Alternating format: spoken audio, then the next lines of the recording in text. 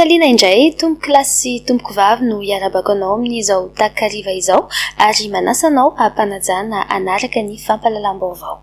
Nanolotra toanaina ho an'ireo marary ny Covid-19 rehetra manaraka fitsaboana eny anivon'ny hôpitaly sy ny CTC manerana ny nosy ny filoham-pirenena mivady. Natomboka teny amin'ny CTC alarobia izany. Misy 20 ireo marary nisitraka izany eo amin'ny sariny Tsira Kotorsan. Matsiaro manokana sy miray fo amin'ireo marary ny Covid-19 rehetra manaraka fitsaboana eny anivon'ny hôpitaly sy ny CTC manerana ny nosy ny filoham-pirenena mivady ka dia nanolotra toanaina ho azy ireo. Nanomboan'izany teny amin'ny CTC alarobia ny farany herinandro teo. Marary misy 20 no misitraka ny toanaina avy amin'ny filoham-pirenena mivady. Ny marary tsirairay dia misitraka arona ahitana yaourt, tatelina, confiture, chocolat, vovon-dronono, spiruline, gel hydroalcoolique, lohamenaka ravitsara, baume fosa, ary misy ihany koa ny karatra izay misy ny afatra fankahirezana manokana isaky ny marary ihany koa ny avy amin'ny filoham-pirenena mivady. Ho fampatsiahivana azy ireo fa tsy irery ireo marary miatrika ny aretina sy ny fitsaboana ny Covid-19. Ny ministère ny fahasalamana sy amin-darandrindra ireo marary izay tsaboana eto amin'ity toerana fandraisana ny marary ny Covid-19 ity to. Mankasitraka ny andrimboto filoham-pirenena mivady tompoko. Randrina tompoko. Ty zany nena marina le marary la voalaza hoe modéré catégorisation ny marary resana zany. Zany hoe rehefa manomboka mitady ho sepitra le olona zany. Dia izay no raisiny eto. Zava-misy nefa matetika fa satria betsaka ihany rehefa sepitra tonga eto. Misy toerana 7-20 zany fandrinao aloha amin'izao. Marary 9-30 zao fotoana izao. Tena marina teo anatin'ny fahasaranana ny olona satria tsy mora le miady amin'ny aretina na ny heritsaina na ny enti-manana zavatra sarotra dia sarotra ka tena azo lazaina hoe tonga amin'ny ilana azy mihitsy ny fanampiana ny olona ny fanampiana atao zoto. Marina fa ito ny fizarana ny toanaina ho an'ireo marary Covid-19 fa amin'ny filoham-pirenena mivady.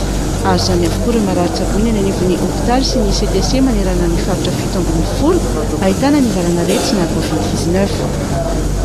Manoloana ny firongatry ny valanaretina Covid-19 dia manamafy ny antsoavo amin'ireo mpitsabo sy paramediko afaka manatevin-daharana ireo mpitsabo efa perinasa ny ministeran'ny fahasalamam-bahoaka mba hanampy amin'ny fandraisana an-tanana ireo marary.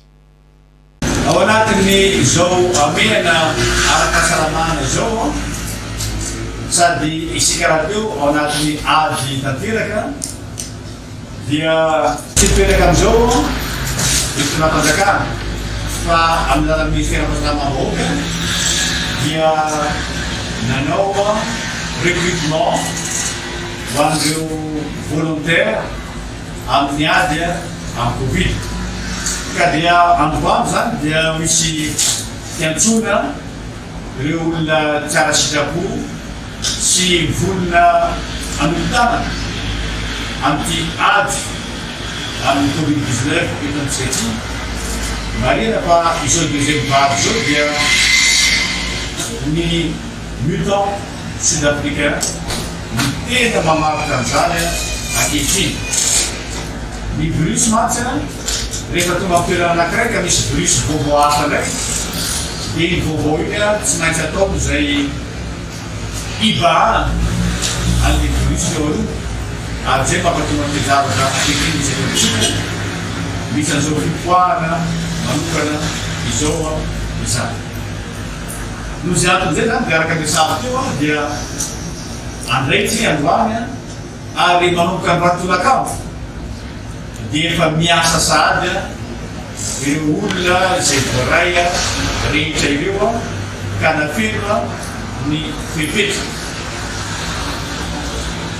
Marina moa fa ireo olona raisinareo dia mandray ny karama tandrify azy mitovy amin'ny karama fotsitra ara-panjakana ary miampy ny atao hoe prime exceptionnel de vie. Ao anatin'io zany dia marina fa tsy maintsy jerena ilay diplôma tena izy ary ireo izay misy resina amin'izay zay moa mifatana mazava fa tsy afaka mazany azy zany ireo azomivetra ireo manana ny fiakaram-pizika ireo manana aretina mitaiza manokana ka dia izay zany no azo leny hoe fandaninana manokana ao anatin'izay zavatra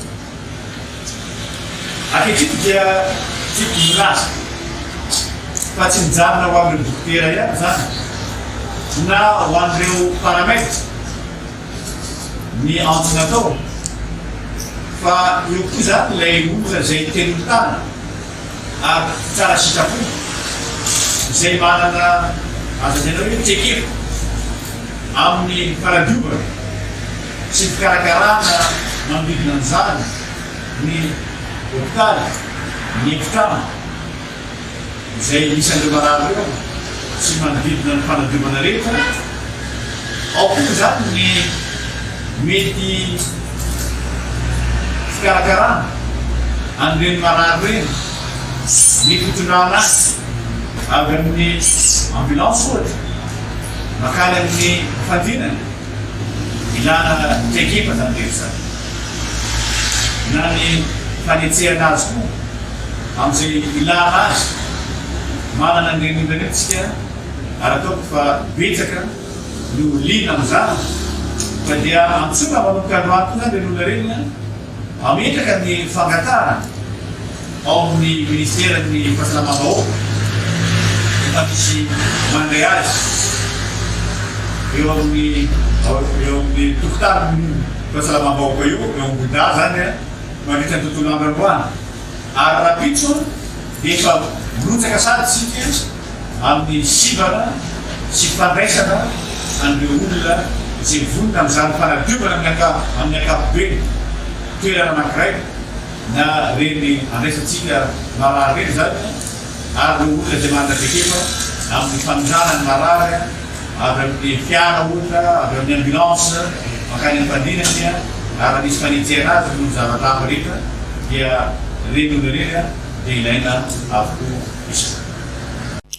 Nilaza ny ministry ny fahasalamam-bahoaka androany fahidina ifotony ny ekipany andrafitra ny saritanin'ireo toerana izay tena ahitana ny variant ny COVID-19 mba ahafahana manamafy ny paikady hoentina miady amin'izany.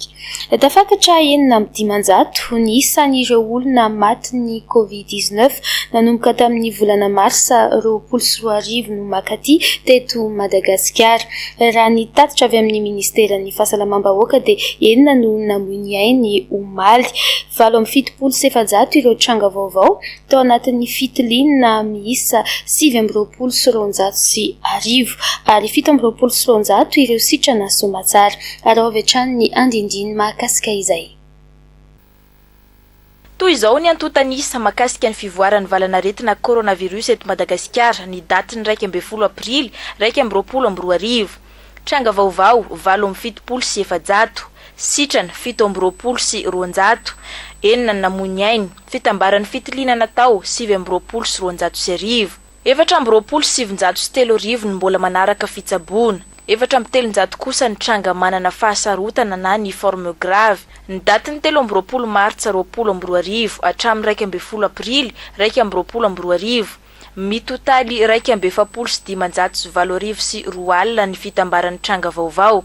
2,720 sy 4 alina kosa no sitrana manome ny salanisy 4,20 isanjato. 9,500 ny maty.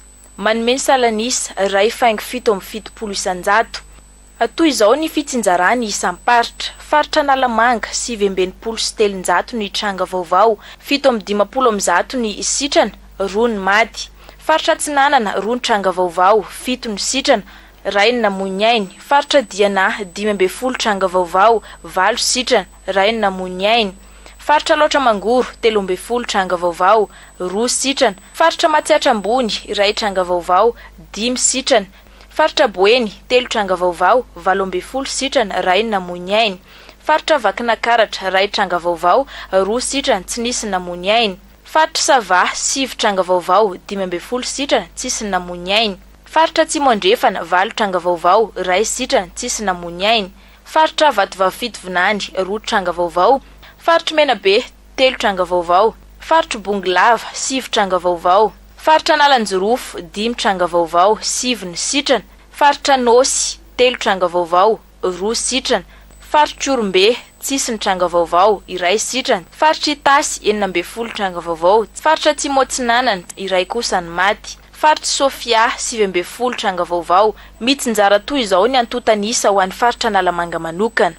Ambohidratrimo 30 tranga vaovao, Antananarivo Atsimondrano 20 tranga vaovao, Antananarivo Avaradrano 20 tranga vaovao, Antananarivo Renivohitra 13 tranga vaovao, mitotaly 7 ny fitambarana. Raha atambatra dia ireo no manome ny antotanisa ny 12 aprily 2022 tranga vaovao 7 sitrana 7 enina ny maty, 7 ny fitambarana fitiliana natao.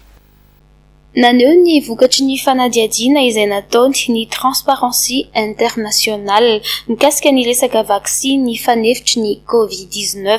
Ny ankamaroan'ireo olona nataon'izy ireo nanaovana fanadihadiana no nanaiky ny ampidirana ny vaksiny eto Madagasikara sy ny anaovan'izy ireo izany vaksiny izany, izay tokony antohan'ny fanjakana ny fanaovana azy, izany hoe maimaim-poana no anaovana izany. Mangataka ny tokony iverenan'ny ranany toana sosialy ihany koa ny ankamaroan'ireo olona ireo. Enina amby fitopolo isanjato ireo olona misa 700 nanaova ny Transparency International eto Madagasikara fanadihadiana no manaiky ny anao vaksiny fanefitry ny COVID-19 ary olona mihoatra ny 50 taona no tena maro anisa ary ao anatin'ny faritra 3 Analamanga Matsiatra Ambony ary Atsinanana no faritra nanaovana izany fanadihadiana izany.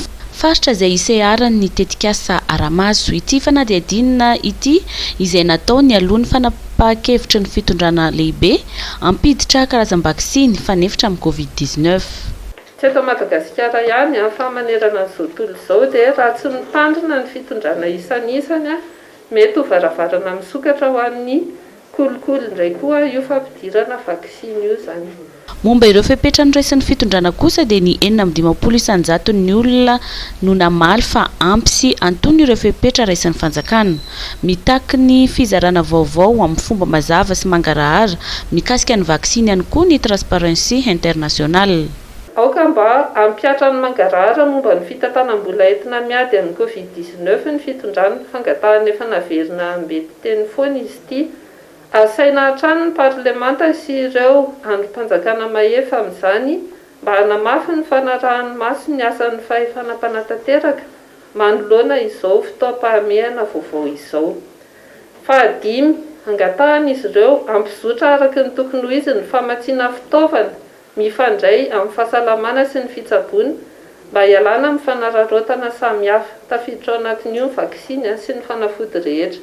Maniry ny iverenan'ny fizarana ireo toana sosialy isan-karazany ihany koa ireo olona ary ny fanamafisana ny fanentanana amin'ny ady atao amin'ny COVID-19. Mitombo ny olona voan'ny coronavirus amin'izao, mila fandraisana andraikitry ny tsirairay anefa entina amehezana ny aretina sy tsy hiparitahan izany. Fihetsika tsotra dia ny fanazana ny fepetra sakana no tokony ataon'ny rehetra mba ahafahana miady amin'ity valana aretina ity raha ny nambaran'ny mpitsabo. Tokony ampitomboana ihany koa ny hery fiarovana. Jemim Mara Daniela sy Mamra Samuely. Mila mafisina ny fanabeazana, ny fanentanana ary ny fanomezana vaovao ny olom-pirenena tsirairay ahafahana manaitra azy ireo ho tonga saina ahatsapany mazava-dehibe ny fanajana ireo fepetra sakana izay dingana voalohany sady lehibe ahafahana mame ny tsy hiparitana ivalana aretina COVID-19. Avy eo manko dia mirotorotra etsero ny olona very fanahy satria isan'andro dia misy olona foana milaza fa hoe mahasitrana an'io coronavirus io dia ny olona raha fatratra mahay volotratra ozy amin'ny malagasy dia lasa mirona zany etsero dia manandrana an'izay karazana fanafody hiteny zany. Izy io no tokony fatarina tsara mihitsy fa misy zavatra azo atao ampianarina éducation zany, sensibilisation na information amin'ny olona aloha. Voalohany indrindra mbola miverina foana tsika amin'ilay mesure sanitaire zay eo amin'ny fanasana tanana satria le virus any amin'ny tanana any no mandeha ary tsika tsy lozan'ny mandefa tanana ty amin'ny olona ty amin'ny vava raha dinenareo anatin'ny ray andro a dia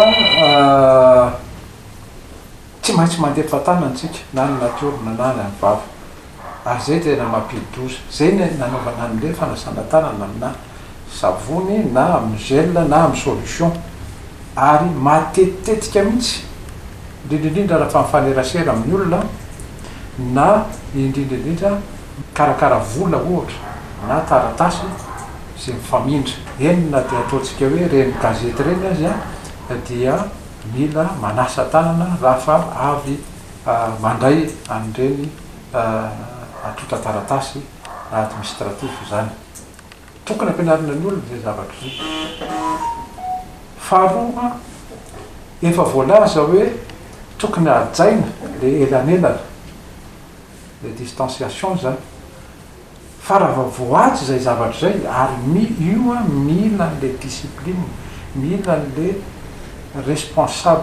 responsabilité ny tsiraray fa raha voatsy ange zay zavatra zay azo antoka mihitsy fa tsy baritaka be mihitsy ny varinaretina io apetraka zany le fara minimum ray metatra amloana ray metatra orina ray metatra ty amin'ny sisa ray metatra ty kavina kavanana raha mahazo an'izay fotsiny tsika de fa iena be mihitsy io zavatra io ka zay mila ampianarina ny olona tsy zavatra sarotra nge le izy ny adiny amin'io fa raha fa apetraka tsara le zavatra toromaritra zay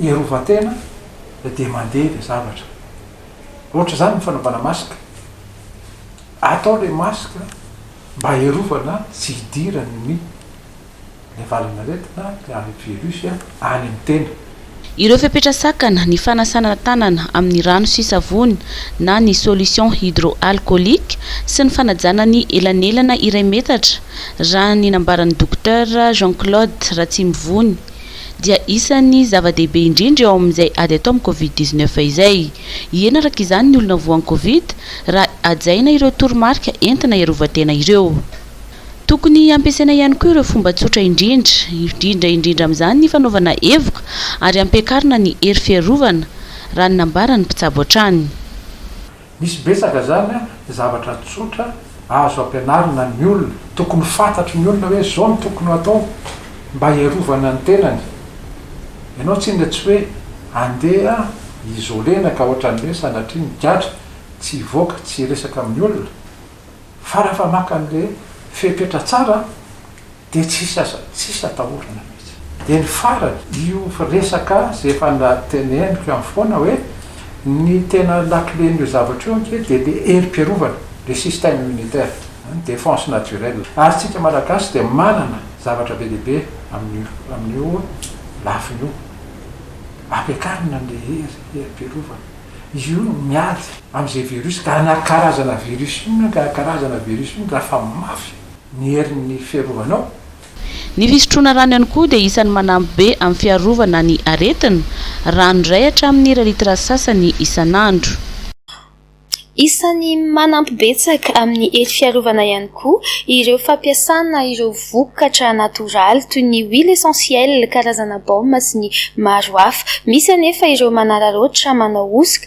ka tokony homailo ny rehetra indrindra fa ny mpanjifa amin'izany tokony ara-iasa ihany koa ny fanjakana sy ny sehatra tsy miankina manoloana izany amin'ny fandraisana fepetra satria ny ain'ny olona no lalovina amin'izany Jemmy Maradaniela sy Mamra Samuel Achany ary nefany mety ampididoza satria tena fisolokiana tsotra zao le izy nefa eo amin'ny lafiny fahasalamana ain'olona nge no laloviny fa de tonga le olona manao bizina de manao fisandohana de manao famarotana n'le izy etsy seroa azy tokony tena angalana fepetra ihany zay zavatra zay satria tena danger hoe amin'ny fahasalamam-bahoaka danger amin'ny santé publique zay zavatra zay ka tokony ara-iasa ny fanjakana sy ny privé mifanometanana satria zay ny rôle hoe fanomezana fahasalamana amin'ny lafiny rehetra fa misy an'izay le hoe garantie misy an'le hoe fijojovana sy fierovana ny tsiraray amin'izany fitsaboana zany mampalahelo izy fa hiafatra fotsiny zany sy zay mbola verina hoe fampianarana sy fampahalalana de hoe aza mividividy foana naiza fa jereva hoe iza ny mpanjifa tena mpanjifa an'le izy ray zay faharoa reny efa manana fivarotana azo lazaina hoe ny agrément manana agrément toy ny pharmacie zany sy toy ny varotra zay misy taratasy ara-dalàna fa hoe afaka mivarotra an'ireny produit zay natao vokatra reny fa zay le izy de faharoa tiako lazaina koa raha mahitinareo zao am'le contrefaçon zany am'ireo produit isan-karazan'ireo fa tsy hoe nenina ihany io akory misy koa zay voaka rehetrarehetra ka mandeha de efa mirorotra daholo ny contrefaçon de raha fa mijery anao hoe aiza le famokarana mba tokony fantatra reto hoe laboratoire ve orinasa ve sahina sady hita any amin'ny sary eny amin'ny réseaux sociaux reny misy manaboatra antony mille essentiel na bombe machine sy ny karazany reny any amin'ny elakelatrano eny amin'ny tany any an-davaranga na ny tsy fantatro tsony fara tsy misy minimum manao hoe hygiène an'le izy de ahoana zany ve no alefa hoan'ny vahoaka ka zay le hoe fampianarana sy fampahalalana ny zavatra tokony ho fantatra sy ny tokony atao zay ny zava-dehibe. Vous êtes professionnel dans l'ouvrage bois ou métallique? Choisissez l'outillage électroportatif idéal pour vos travaux. Optez pour la gamme professionnelle Ecomax chez Batimax. Des perceuses, scies électriques, meuleuses et plus encore. Respectant les normes de sécurité allemandes. Meilleure résistance à la chaleur. Durabilité 6 fois plus que les gammes semi-professionnelles. Garantie 6 mois contre défaut de fabrication avec disponibilité des pièces de rechange. Achetez et comparez. Batimax. La qualité au meilleur prix. Azo lazaina fa mirary ny vidin'ny voasary eny tsena izay hita fa mitobaka izany eny anivon'ireo tsena rehetra eto an-drenivohitra. Maro ihany koa ireo olona amin'izao fotoana izao no manjifa izany azo entina hanampiana ny hery fiarovana entina miady amin'ny valanaretina COVID-19 eo amin'ny sariny Mamra Samuely. Isan'ny manampy hery fiarovana amin'ny vatana ny fihinanana legioma sy voankazo. Voankazo vokatra amin'izao ary mitobaka eny an-tsena ny voasary izay isany be vitamine C. Ho an'ity renim-pianakaviana ity dia efa ela izy no resy lahatra amin'ny fihinanana voankazo hanampy ny hery fiarovana izay nahitany voka-tsoa teo amin'ny toe-batany. Vao maika mampirisika azy hihinana voankazo misimisy kokoa ny fisian'ny valanaretina COVID-19 amin'izao. Efa anatiny mihitsy le hoe hividy voasary satria efa zatan'izay foana na voasary na citron. Le vitamine dia le amin'le hery fiarovana ao leo dia le mihinana fanafody dia loatra dia hatramin'izay mihitsy zany ny ainako izay. Hoe mihinana vidy voankazo dia ny voankazo ny ataoko be indrindra rehefa miantsena zany dia voankazo ny any be indrindra izay ny zava-dehibe indrindra. Voasary hatrany amin'ny 10 gony any ho any no lan'ny mpivarotra iray etsy Besarety isan'andro amin'izao fotoana izao. Mbola mandeha no zao ny tena voasary amin'izao entana lafa sarotra mbola zay fina no zao vidiny reny 500, 700. Manomboka 500 ariary hatramin'ny 700 ariary ny kilaon'ny voasary amin'izao. Akoatra ny voasary dia maro ireo voankazo hita eny an-tsena toy ny paoma, kaki, akondro sy ireo maro hafa izay samy tsara hohanina avokoa. Miteraka resabe ankehitriny ny mikasika ny fametrahana sakan-dalana indrindra manodidina ny fandevenana. Tsy vitsy ireo fianakaviana andehandevina no voasakana amin'ireny barrage ireny na dia tsy voaka ny faritra Analamanga azy. Anisan'izany ity fianakaviana iray ity izay mijoro vavolombelona. Tamin'ny ray ora sasany teo no tonga teto amin'ny Andramasina izahay andehandevina ny dada maty teny amin'ny village Voara tamin'ity androany fa 12 ny volana Marsa ity. Natao daholo ny taratasy rehetrarehetra teny anivon'ny commune, natao ny taratasy teny anivon'ny BMS, na ny tanina ny dokotera maro isan-karazany teny amin'ny village Voara, na ny tanina ny mpitandro ny filaminana teny amin'ny village Voara, dia nanambara mazava fa afaka alevina soamantsara any amin'ny fasan-drazany ny razana. Tonga teto Andramasina nefa izay dia gaga fa notakiana taratasy indray, taratasy izay manamarina ny fomba fahafatesan'ilay ray aman-dreninay. Ny taratasy nefa izay manambara izay cause de décès izay notazominy teny amin'ny IBMS amin'izao fotoana izao dia janona adiny 3 adiny 4 teto izay noterena fa tsy maintsy alevina eto Andramasina ny razana. Izay tsy misy fianakaviana eto, tsy misy ninina fantatra eto fa dia noterena izahay hoe tsy maintsy alevina eto satria tsy afaka mandroso, tsy afaka miverina noho izay taratasy milaza fa ilaina tsy maintsy fantatry ny eo anivon'ny mpitandro ny filaminana ny antony nahafaty an'ilay olona izay vao afaka mandroso, na dia misy ary ny taratasy fahazon-dalana avy amin'ny BMS avy amin'ny commune Antananarivo renivohitra ahafahana manao izay fandevenana izay. Hatreto izany dia mbola miandry izay fandaminana eto izay efa nitady ny hevitra rehetra izay tsy maintsy andevenana an'ity ray aman-dreny ity eto Andramasina.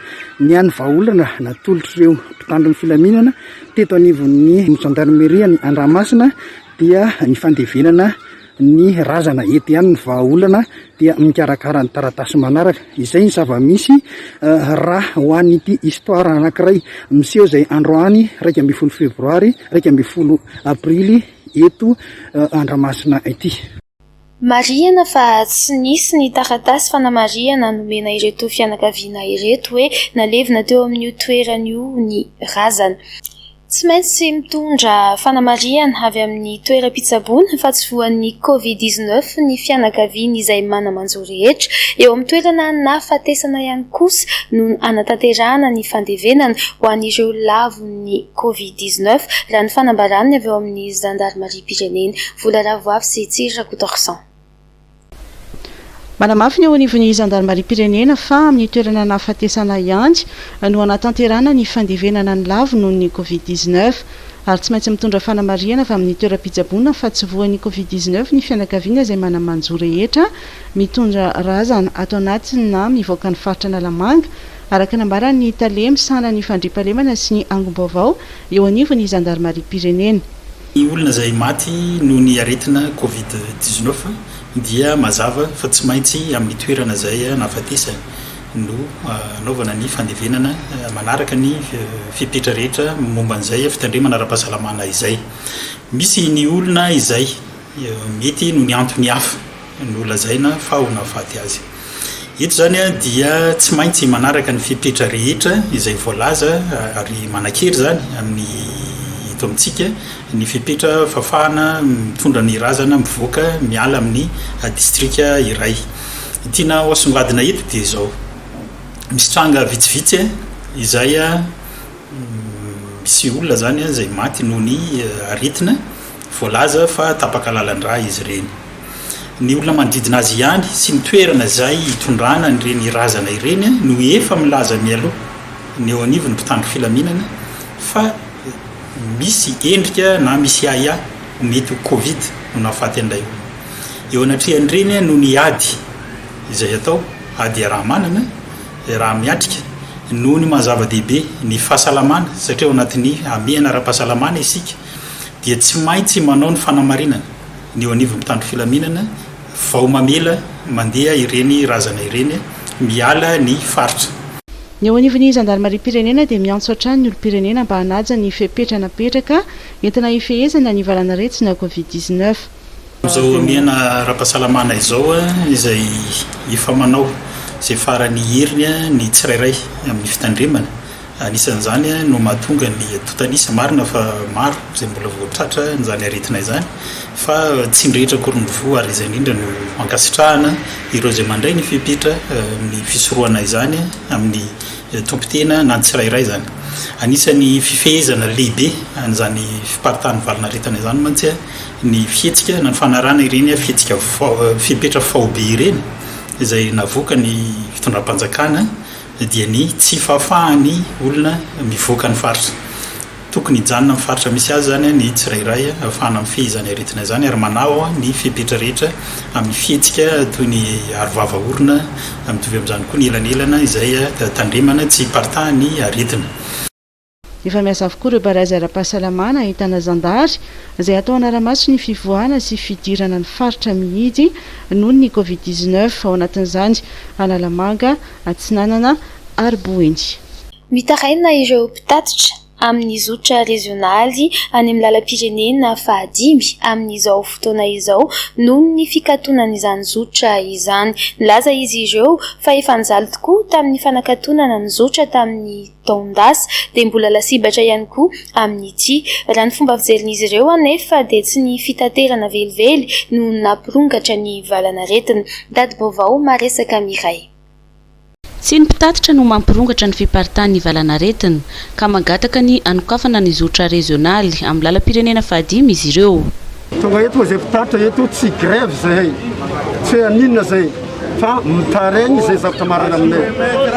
Raha misy angamba olona agnatiny ity fiboagna ty tampitaondasa angamba dia zay mpitatitra 5 volana garanty dia zay tsy miasa nefa marary zanakanay tsy mivity fagnafody marary daholo ny mpitatitra anay misy voatora amin'ny tragno misy tsisy fagnampiana azy na dia kely azy nefa mahagaga amin'izao mbola ahipoko ny mandeha koa zay nefa tsy mba misy fanontaniana mihitsy apetraka aminay hoe ahoana ny asa mpitaterana resahana fotsiny hatramin'izay hoe ny mpitatitra ony mba mparitika ny aretina erina Madagasikara na jano ny fitaterana tamin'ireny mbola mparitika eny le aretina mbola misy ny maty ary zavatra mpahirana anay dia ty tsy fantatra anjareo angamba fa agnatin'ny RN2 sy RN5 io mofiry tobily mandeha isan'andro 400 camion mandeha RN2 farafakeliny raha mitondra olo roa fotsiny reo atao fois 3 atao fois 4200 personnes azo zareo ato fa vita piqûre vita vaccine olo resa vita analyse tamin'ny docteur mahazo mandeha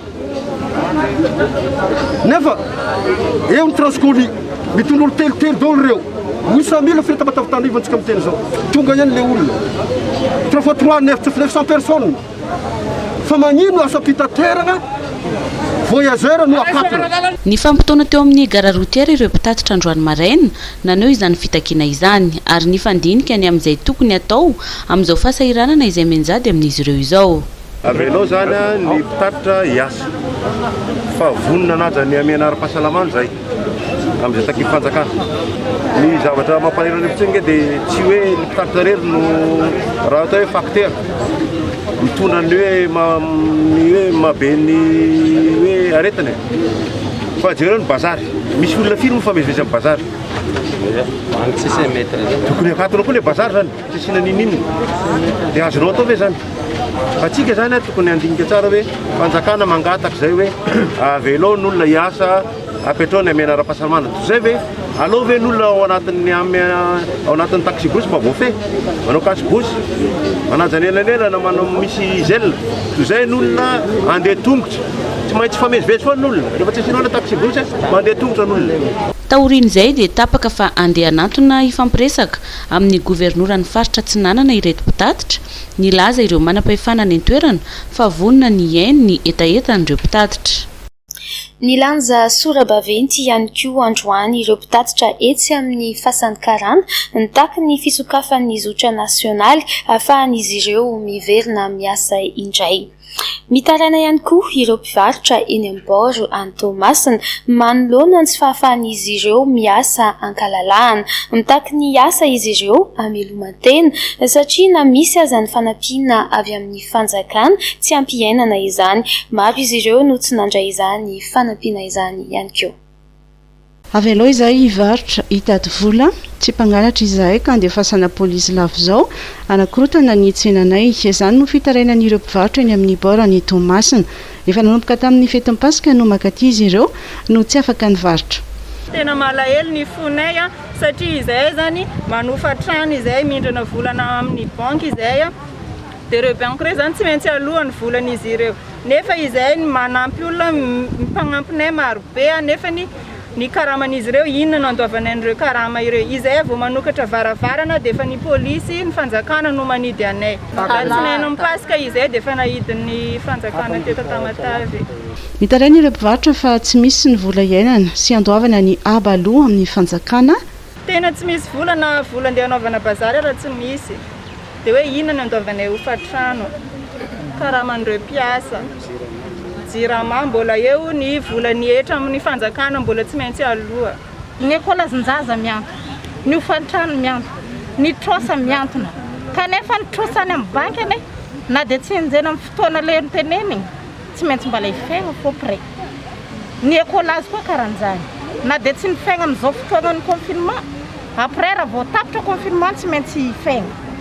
Ny trosa aza mbola miantona ny tamin'ny herintaona dia efa ho avy koa zao avy le zay hiasa fa zay agnaraka ny filalagnanareo hoe amin'ny sivy mihidy tsy mampaninona zay mibara mihidy amin'ny sivy tsy mampaninona zay mivarotro magnidy trano amin'ny lera zay omenare manasa tagnana amin'ny savogna efa misy savogna amin'ny akonasana tagnana kasibosy mila atao efa misy tsy mahazo mampisotro olo maro agnaty trano lanela lagna zay hoe tsy ampisotro olo maro agnaty trano fa kanefa mba ambile zay hiasa hitady vola.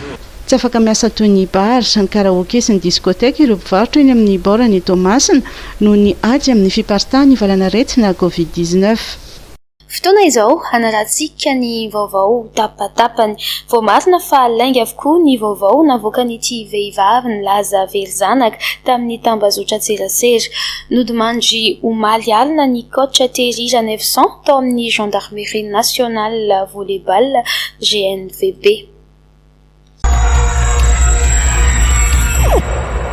Nanao publication teto amin'ny Facebook ity vehivavy ity ary dia niparitaka teto amin'ny tambazotra Tserasera ny vaovao nalevany izay milaza fa noentin'ny mpanampy nitsoaka ny zanany no sady very vola ihany koa izy. Rehefa nanao ny fanadihadiana nefa ny polisy avy ao amin'ny sampana Elko Bevava sakelika fahatelo dia nosamboriny ilay vehivavy nanao ny publication nilaza fa very zanaka io. Vao marina fa lainga avokoa ny vaovao navoakany avy any Mahajanga tokoa izy mivady saingy bevoka izy tamin'ny fotoana ny Elanty tany an-toerana hoe andeha hiala sasatra ny Antsiranana. Tsy azo ilay zaza tandy natahotra ny vadiny izy ka dia namoron-dainga niakatra teto Antananarivo tokoa izy saingy tsy nisy nangalatra izany ny zanany. Nolazainy fa ilay zanak'izy ireo ilay lohan-jaza hita teny Anosobe saingy lainga avokoa izany. Ny ankizy rehetra izay moa ity vehivavy ity nandritra ny famidorana. Nodimandry omaly alina ny coach Thierry Janevson tao amin'ny gendarmerie nationale volleyball na ny GNVB. Mahatsiaro manokana azy ny gendarmerie-pirenena noho ny zava-bitany maro izay noentina nanandratra ny voninahitry ny ekipa ny gendarmerie-pirenena. Tonga teto Madagasikara ninofo mangatsika ny tompoko vavy Ravaoarsoa izay maty tany Koweït efa 7 volana mahery lasa izay. Raha tamin'ny alarobia 7 aprily no efa nandrasana ny fahatongavan-drazana dia tsy tanteraka izany noho ny antony maro. Ankehitriny kosa tonga teto Antananarivo omaly ny nofo mangatsika ny tompoko vavy Anita ary efa namonjy ny faritry Sava avy hatrany ny razana taorian'izay. Distrikany Midongy Atsimo mandripaka ny valanaretina Tazimoka amin'izao fotoana izao efa herintaona no nisian'ity valanaretina Tazimoka ity tany an-toerana tady baovao. Mamely mafy ny valanaretina Tazimoka ao anatin'ny commune 7 mandrafitra ny distrikany Midongy Atsimo araka ny tatitra ny solomavambahoaka Briand de l'Or efa herintaona no nisiany ity valanaretina Tazimoka tany an-toerana ity. Amin'izao fotoana izao dia mandripaka izany ary tombanana olona 530 isan-kerinandro no laviny ity aretina ity ary ny ankizy no tena maro.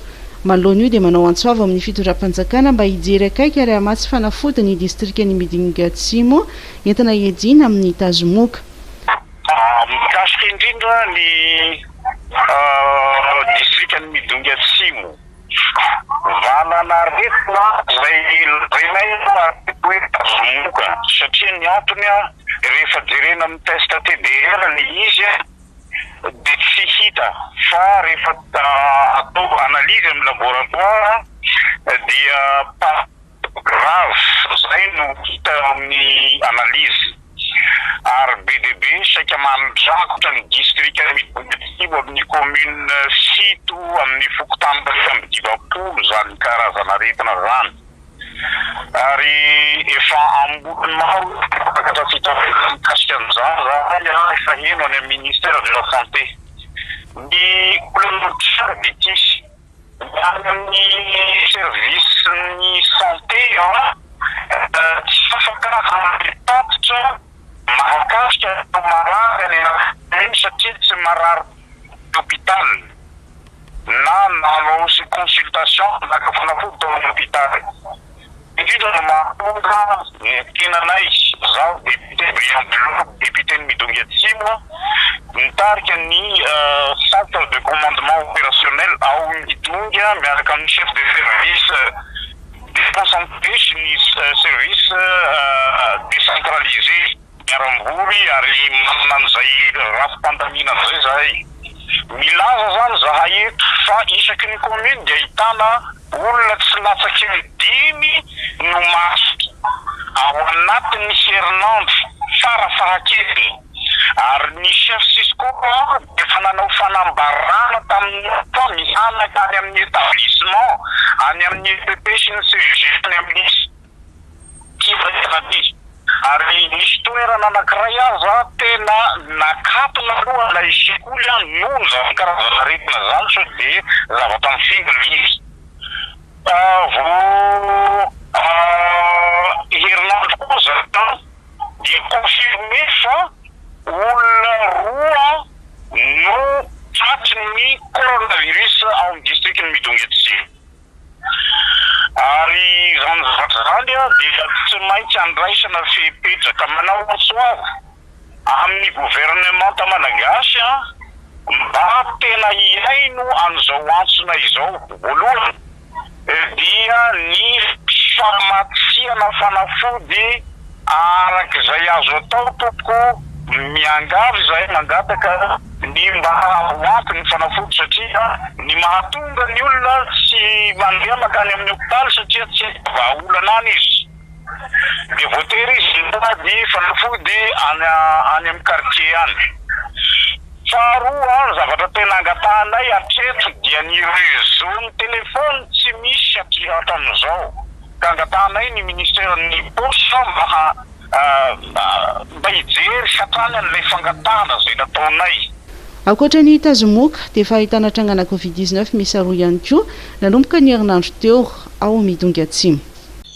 Araky ny nambaran'ny sekretera jeneralin'ny ministeran'ny fambolena fiompiana ary ny jona dia mbola tsy ahitana ny trangana fièvre de vallée de Rift ny eto Analamanga efa mihidy voarary ny fivezivezen'ny omby mivoaka ireo faritra telo misy ity aretin'omby ity.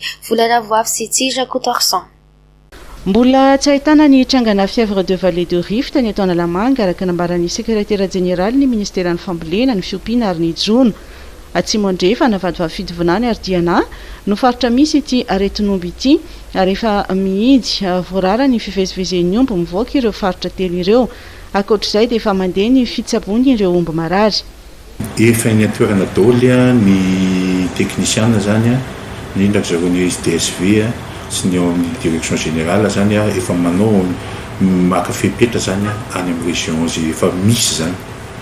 Izy zany marina fa hoe aretina moa io moa zany aretina zany virus le izy io zany ainga mpivoatra fivoarana io moa ny aingana be fa ny fanafody moa efa misy traitement zany atao efa tonga any daholo ny fanafody rehetra sy ny rehetra ataoko angamba tsy dia misy ny atahorana loatra fa ny fepetra zany tokony maily fotsiny isika rehetra zany indrindra any amin'ny manodidina le toerana misy an'le satria io moa tsy alany zay sy lafaka foana hoe manara ohatra mivarotra ny omby zany satria nyzao zao tsy maintsy miditra any amin'ny toerana famonoana omby any zany abattoir zany ny omby rehetra dia eo moa ahitana azy hoe misy vétérinaire any mahafantatra hoe ty misy aretina ty tsy fa ataoko angamba fa misamina an'ilay fepetrany daholo ny any amin'ny région ka tokony tsy tokony atahotra loatra isika amin'izay hoe finanana hena zany fa io misy ahafantarana azy foana io ka ny traitement moa efa manomboka mandeha any amin'ny région any. na dia mbola tsy hita fiditra eto Analamanga aza nefa ny aretin'omby fièvre de vallée du Rift efa nandray fepetra manamafy ny fanarahamaso ireo toerana famonoan'omby ny avy amin'ny ministera ny fambolena ny fiompiana ary ny jona.